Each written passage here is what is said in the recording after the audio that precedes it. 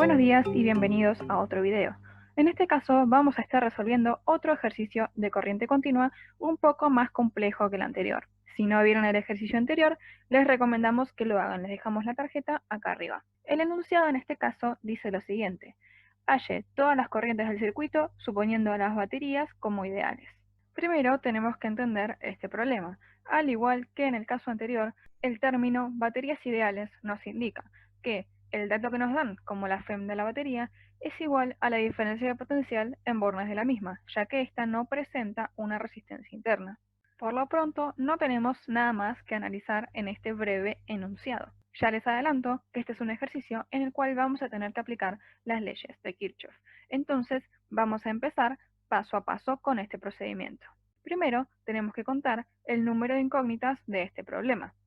En este caso, como verán, tenemos tres ramas, que son justamente estas que aparecen en negro, es decir, como los cables de este circuito. Además, tenemos dos nodos. Un nodo, si recordamos, es un punto del espacio en el que confluyen más de dos ramas. En este caso, confluyen tres ramas en cada nodo. También, si recordamos, sabemos que vamos a tener tantas corrientes como ramas haya en el circuito.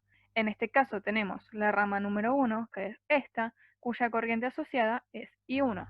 La rama número 2, que es esta, cuya corriente asociada es I2, y la rama número 3, que es esta, cuya corriente asociada es I3. Pueden ponerle los números como ustedes quieran, es indistinto. Además, ya que estamos, podemos observar algo más, y es que este circuito tiene dos mallas independientes, que son las que están en naranja. Recordemos que una malla independiente es aquella malla que no contiene otra malla. Por ejemplo, si acá agarráramos esta malla total, no sería una malla independiente porque está conteniendo las otras dos mallas que están en naranja. Cuando empezamos es muy útil hacer esta identificación siempre. ¿Cuántas ramas tenemos? Que va a ser igual al número de corrientes. Después, cuántos nodos tenemos y cuántas mallas independientes tenemos. Y dejarlo anotado ahí en el principio, para después poder ir a buscarlo cuando lo necesitemos. Ahora lo que tenemos que hacer es asignar a las corrientes sentidos arbitrarios y asignar el sentido en el que cae el potencial en los resistores con signos más y menos. Vamos a designar con más la zona de mayor potencial y con menos la zona de menor potencial. Si recordamos, la caída de potencial está directamente asociada al sentido en el que circula la corriente.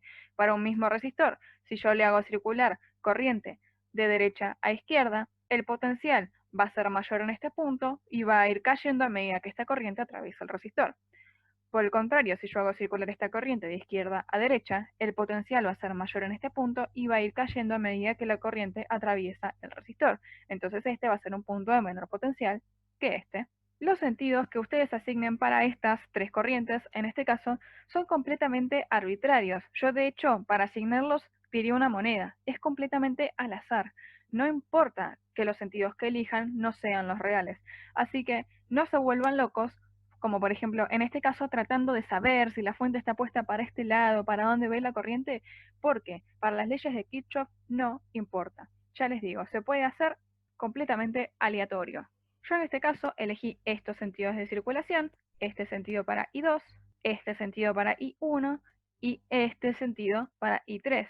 En base a estos sentidos vamos a asignar los signos más y menos a los resistores, porque recordemos que los de la fuente ya vienen de por sí asignados, porque la fuente ya tiene un borne a mayor potencial que otro de por sí. Asignamos entonces los signos y verificamos que el potencial disminuya a medida que la corriente atraviesa cada uno de los resistores. Con esto ya tendríamos completo este paso. Ahora lo que tendríamos que hacer es elegir un sentido para recorrer las mallas y plantear la ley de mallas para cada malla independiente de las que identificamos antes. Los sentidos para recorrer las mallas también son arbitrarios y básicamente pueden ser horario, como las agujas del reloj, o antihorario, en contra de las agujas del reloj.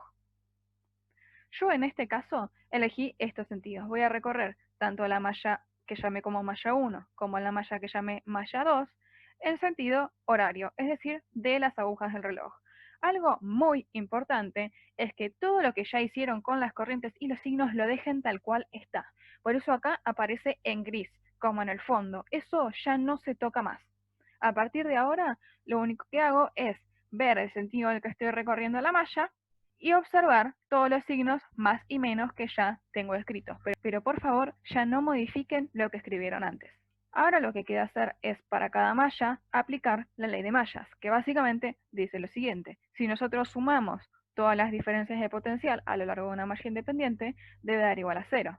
Si ustedes aplican la ley de esta forma, tendrían que poner los incrementos de potencial como positivos y las caídas como negativas. Pero como eso suele dar algunos problemas, nosotros preferimos expresarla de esta forma alternativa, en la cual lo que decimos es, básicamente, incrementos de potencial igual caídas. Y acá, como ven, lo único que hice en realidad es pasar todas las caídas que tienen el signo menos a la derecha para que me queden positivas. Entonces, si uso esta forma de incrementos igual caídas, todo va con signo positivo. Me olvido de los signos, solo tengo que acordarme de poner todos los incrementos de un lado del igual y todas las caídas del otro lado del igual. Y por eso es que nosotros recomendamos esta forma para que se equivoquen lo menos posible. Vamos entonces a aplicar la ley de mallas a la malla 1 y a la malla 2. Vamos a ver primero cómo se aplica a la malla 1. Imaginemos que vamos a empezar a recorrer la malla de este punto, pero ya les digo, es indistinto al punto desde el cual empezamos a recorrer. Supongo que empezamos desde acá y vamos a recorrer la malla como dice el sentido que asigné anteriormente, es decir, en sentido horario. Entonces yo empiezo desde acá y lo que veo primero es una caída en este resistor, porque voy de un signo más a un signo menos. Bueno, voy y anoto esta caída, que ya saben que por ley de Ohm B es igual a I por R, anoto esta caída del lado de las caídas. Una vez que pasé por acá, sigo recorriendo la malla y de repente me encuentro con otra caída, que es la FEM2 de la batería. Acá es importante que respeten estos signos. Si esto en el sentido que recorro es una caída, no importa si estoy hablando de un resistor o una batería. Los signos ya los asigné. Solo miro esto. Si voy de más a menos es una caída y va del lado de las caídas y punto, porque así es como funciona este método. Entonces voy a anotar esta caída también del lado de las caídas. Voy a seguir recorriendo la malla 1 y me encuentro con otra caída más en el resistor 2, que es igual, fíjense en este caso, a I2 por R2. Recuerden siempre chequear que estén usando la corriente correcta. En este caso acá era I1 porque es la que atraviesa el resistor 1 y en este caso es I2 porque es la que atraviesa al resistor 2. Entonces anotamos también esta caída. Finalmente sigo recorriendo y me encuentro con otra caída más porque los signos van de más a menos. Entonces anoto la FEM1 como otra caída. Y así termino de recorrer la malla y vuelvo al punto inicial. Todo me quedó, en este caso, del lado de las caídas. Y no pasa nada si les pasa esto. Si todo esto quedó del lado de las caídas, significa que del lado de los incrementos tengo un 0. Entonces simplemente pongo hay 0 incrementos. Esto tiene que ver con todos esos sentidos que asignamos para las corrientes y para recorrer, y no se preocupen porque la ecuación les diga así. Simplemente estamos buscando formar un sistema de ecuaciones. Esto está perfectamente correcto. Ahora vamos a hacer lo mismo para el caso de la malla 2. Vamos a suponer que salimos del mismo punto, pero ya les aseguro que la ecuación y el sistema de ecuaciones les va a quedar exactamente igual, elijan el punto que elijan para comenzar a recorrer la malla. Vamos a comenzar desde aquí a recorrer la malla y lo primero que me encuentro es una caída en el resistor 3, por el cual circula la corriente I3. Entonces voy a escribir R3 por I3 del lado de las caídas. Si yo sigo recorriendo esta malla en el sentido que asigné, de repente acá me encuentro con un incremento, porque si vemos los signos van de menos a más. Entonces, en este caso, FEM2 es un incremento y la anoto del lado de los incrementos. Voy a seguir recorriendo la malla y me encuentro con otro incremento de este resistor 1. Entonces, como lo atraviesa la corriente I1, anoto como incremento R1 por I1. Y así continúo hasta volver al punto inicial.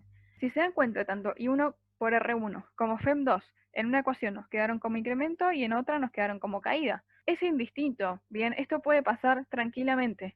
No se preocupen por ese tipo de cosas, simplemente este es un método que, respetando todos sus pasos y la forma de aplicación de cada una de las leyes, les va a llevar a un resultado correcto, no importa el sentido en el que asignen ni las corrientes ni los sentidos de recorrido, solo importa que respeten lo que eligieron hasta el final del ejercicio. Ahora, como vemos, ya tenemos dos ecuaciones, Pero al principio nosotros habíamos contado 3 incógnitas, que eran las 3 corrientes. Entonces, necesito una ecuación más para armar mi sistema de 3 ecuaciones con 3 incógnitas. Y ya me quedé sin mallas independientes. Yo no podría usar la malla global, porque si se dan cuenta, al hacer este procedimiento para la malla global y querer incorporarlo como tercera ecuación, lo que obtendría es un sistema que es linealmente independiente, porque esa tercera ecuación sería la suma de las ecuaciones 1 y 2. Entonces, si ya me quedé sin mallas independientes, no puedo seguir aplicando la ley de mallas. En este punto es donde tenemos que pasar a aplicar la ley de nodos. Vamos entonces a aplicar la ley de nodos, en este caso una sola vez, porque necesitamos una ecuación más para formar nuestro sistema de 3 ecuaciones con 3 incógnitas. La elección de este nodo o este nodo también es completamente arbitraria. No importa cuál elijamos, siempre el resultado nos va a dar bien. Lo único que tenemos que fijarnos es a este nodo qué corrientes están entrando, que en este caso está entrando I2, y qué corrientes están saliendo, que en este caso está saliendo I1 y está saliendo I3. Y vamos a anotarlo acá. Otra vez, importante, todo lo que ya hicieron lo dejan como está. Es todo lo que está en gris. No lo tocamos y no lo modificamos. A partir de ahora, lo único que tienen que mirar es esto. ¿Qué corrientes entran al nodo y qué corrientes salen? Con los sentidos que ustedes ya habían asignado. Y van a aplicar la ley de nodos, que básicamente lo que dice que es la sumatoria de todas las corrientes que confluyen a un nodo es igual a 0. Y acá, si la usan de esta manera a la ley, las corrientes que entran van positivas y las corrientes que salen van negativas. Otra vez, para evitar confusiones con los signos y ese tipo de cosas, a nosotros nos gusta más expresarlas directamente de esta forma. Las corrientes negativas las pasamos a la derecha, quedan sumando, entonces decimos directamente corrientes que entran igual a corrientes que salen y todo se pone de forma positiva. Solo tengo que ver de poner todas las corrientes que están entrando de un lado del igual y todas las que están saliendo del otro lado del igual. Vamos entonces a aplicar a este nodo que llamamos nodo 1 la ley de nodos. Como vemos, está entrando I2, entonces la ponemos del lado de las corrientes que entran, y están saliendo I1 e I3, entonces las ponemos del lado de las corrientes que salen. Y esta es nuestra tercera ecuación, que nos va a permitir formar nuestro sistema de 3 ecuaciones con 3 incógnitas. Ahora ya estamos en condiciones de ir a resolver este sistema y hallar lo que nos pide el problema. Acá tenemos planteado el sistema de 3 ecuaciones con 3 incógnitas, donde las incógnitas son I1, I2 e I3. Este sistema lo pueden resolver como ustedes quieran, lo pueden resolver reemplazando, lo pueden resolver con cualquiera de los métodos que aprendieron en álgebra para resolver sistemas de ecuaciones, pueden incluso resolverlo en Excel, pueden incluso resolverlo en su calculadora si tiene la función de resolver sistemas de ecuaciones. Si no saben si su calculadora tiene esta función o cómo usarla, lo que tienen que hacer es googlear el modelo de la calculadora y buscar en el manual esta función de resolver sistemas de ecuaciones. En general es muy sencillo y les puede ahorrar mucho tiempo, porque lo que queda ahora son solamente pasos matemáticos. Yo acá les voy a mostrar un método que es el de ir reemplazando una en otra, porque es lo que vemos que más utilizan ustedes siempre, y lo voy a pasar medianamente rápido. Si a ustedes les interesa verlo, pueden reproducirlo más lento o ir pausándolo, pero no vamos a perder tiempo en estos pasos matemáticos. Y ya les digo, pueden usar la herramienta que ustedes quieran porque el resultado siempre les va a dar igual si el sistema de ecuaciones está bien planteado.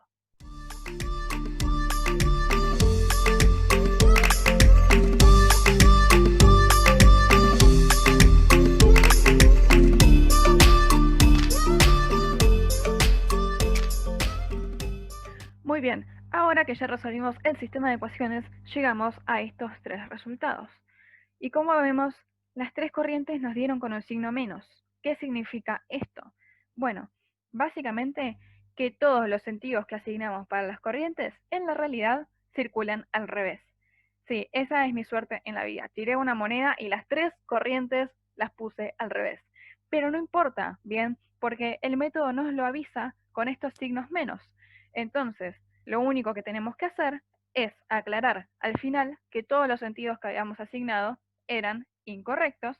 El método nos lo corrigió automáticamente y lo que hacemos es asignar ahora los sentidos que realmente van. Cada corriente que haya dado con un resultado negativo en realidad iba en el sentido contrario. Entonces ahora simplemente volvemos a redibujarlo en el diagrama y con esto ya queda resuelto todo el ejercicio. Si alguna corriente les hubiera dado positiva, eso significaba que el sentido que habían asignado era el correcto, entonces esa la dejarían como está. Hasta acá es lo que nos pedía este ejercicio. Espero que les haya sido útil y nos vemos en el próximo video.